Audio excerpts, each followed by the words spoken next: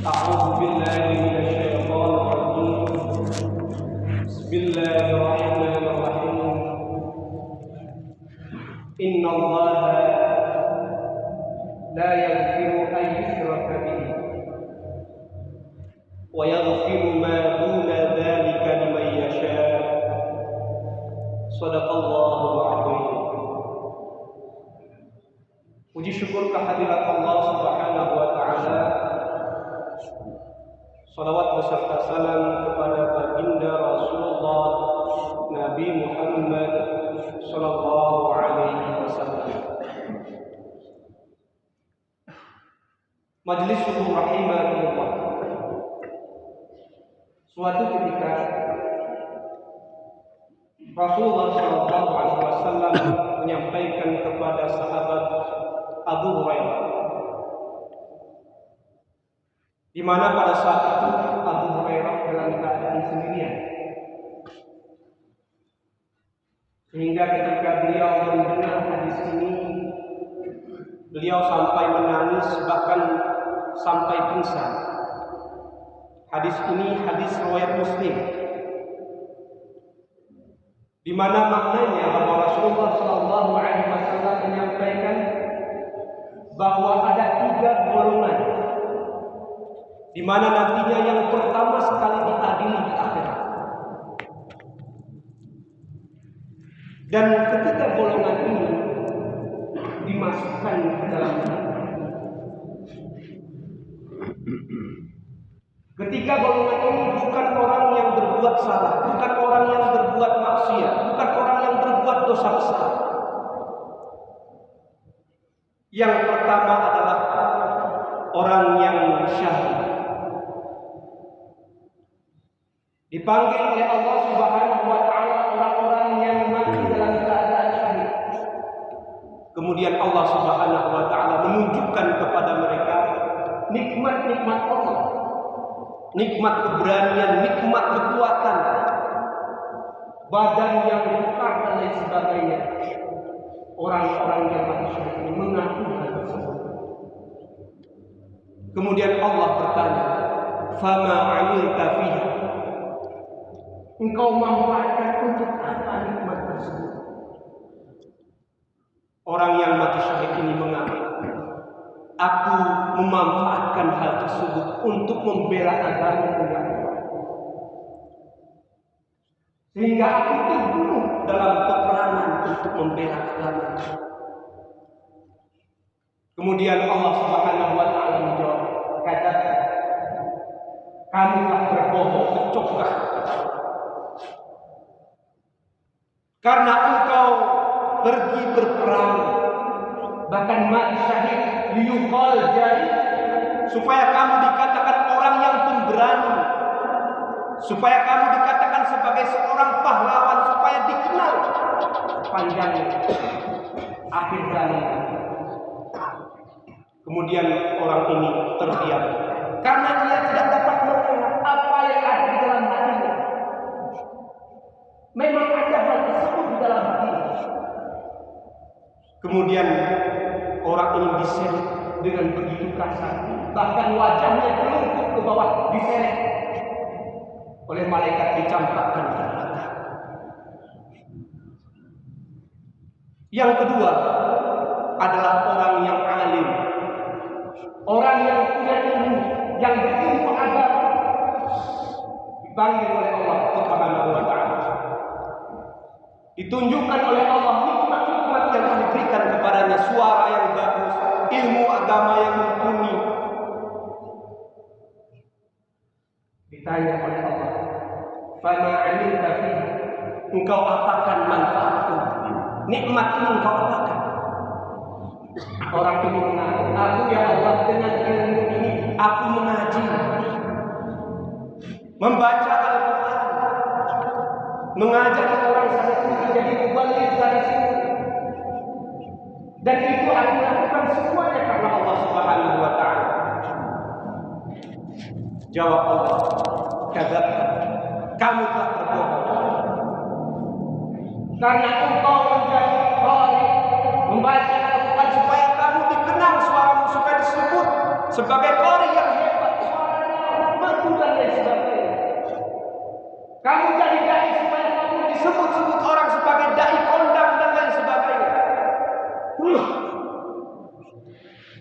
Orang ini terlihat.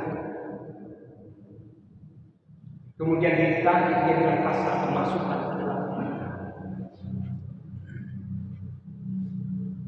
Bagaimana dengan keadaan manusia saat ini?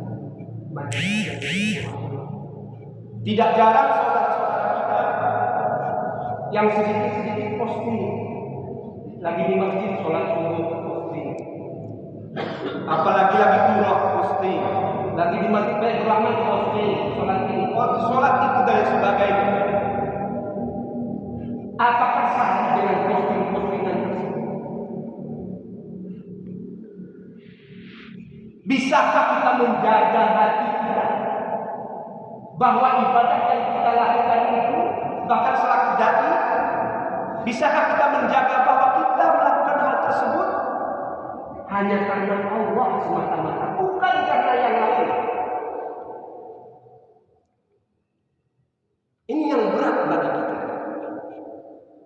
Maka kita harus mawas diri. Yang ketiga dalam hadis ini tadi adalah orang yang dermawan.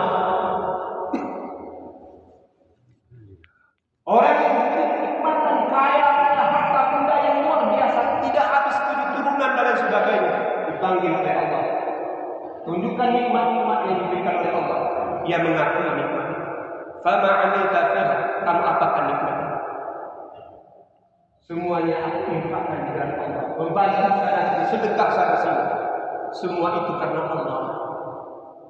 Tapi apa jawabannya? Kata kamu juga berbohong. Kamu bersedekah, berinfak supaya kamu dikatakan orang yang dermawan, supaya kamu dikatakan orang yang ringan tangan, gemasi dan lain sebagainya. Bukan karena Allah. Kemudian orang ini juga dicampakkan, ditarik ke neraka. Jadi ini sebagai contoh hadis sahih, hadis Muslim, riwayat Muslim, di mana yang menghancurkan amal perbuatan ibadah yang kita lakukan salah satunya adalah riya. Riya supaya dipuji orang, supaya dilihat orang. Harus kita berhati-hati dengan hal ini. Rasulullah SAW menyampaikan, Inna akhwafa ma akhafu alaikum asyirkul asbar. Sesuatu yang paling aku takuti di antara kalian adalah syirik kecil. Qalu wa ma huwa syirkul asbar ya Rasulullah? Mereka bertanya, apa itu syirik kecil wahai Rasulullah? Ar-riya, itulah riya. Kita harus berhati-hati. Mengapa kita sholat di rumah biasa-biasa saja? Mengapa sholat di sini kok sebab bagus sekali? Kenapa? Kenapa kita sholat sendirian biasa saja ketika dilihat yang jamaah ada banyak orang? Oh lebih bagus. Hati-hati. Jangan-jangan ada unsur riya di dalam diri kita. Ketika kita sholat sendiri biasa saja, ketika ada orang lain kita lebih bagus.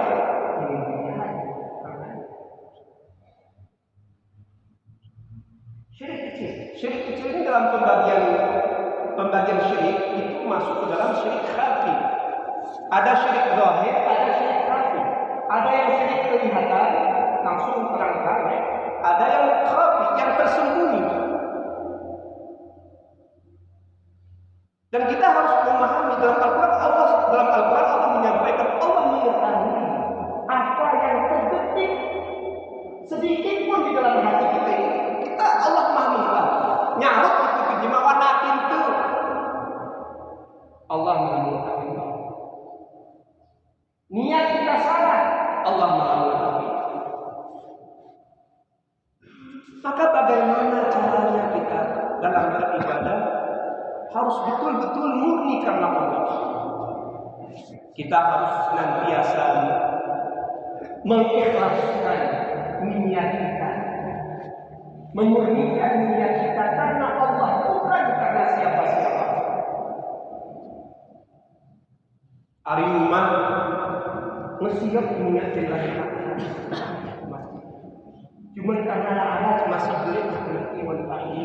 benarnya kita sudah salah besar.